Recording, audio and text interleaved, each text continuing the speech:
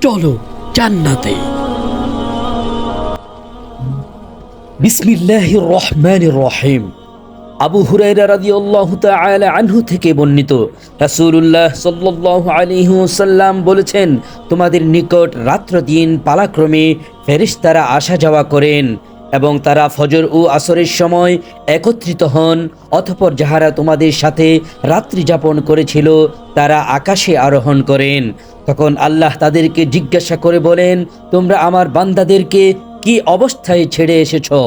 অথচ তিনি বান্দাদের বিষয়ে অধিক ভালো জানেন। উত্তরে তাহারা বলেন, তাদেরকে নামাজ আদায় করতে দেখে এসেছি এবং তাদের কাছে নামাজ আদায় অবস্থায় গিয়েছিলাম। বুখারী ও মুসলিম শরীফের হাদিস।